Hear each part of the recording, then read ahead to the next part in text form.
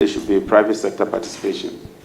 What we intend to do is to form a 7-member committee chaired by technical experts, legal experts, financial experts, and some industry players, and even somebody from the consumer side. What we want them to do is to get us a framework, looking at best practices. Would the concession approach work or a full privatization work? We will stay off as politicians, let them get the framework in a more transparent, open, frank manner.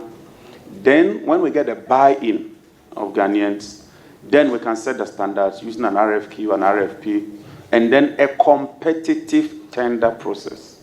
Let me make this clear. We are not going to do sole sourcing when it comes to the ECG private sector participation.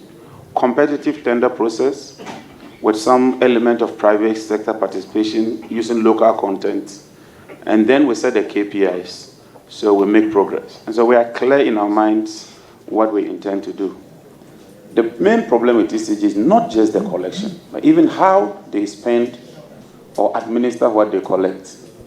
They collect on average about 1.3 billion cedis every month. Only 850 million or 900 million goes into the cash waterfall mechanism.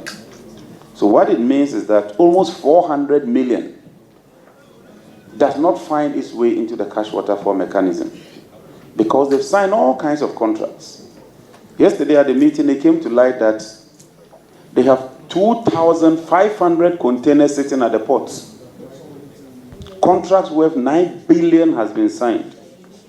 And because the containers are sitting at the ports, demurrage alone is 1.2 billion. So beyond the collection, we also have to drill down on efficiency and ensure that they stick to the cash waterfall mechanism. Currently, we have a deficit of about 40 to 60 mm of gas. If you take the gas from ENI, gas from Jubilee 10, and then gas from N-gas, and you put all together, you still have a deficit. And so you've had to be depending on some level of light crude oil, some level of heavy fuel oil, and some level of distillate fuel oil.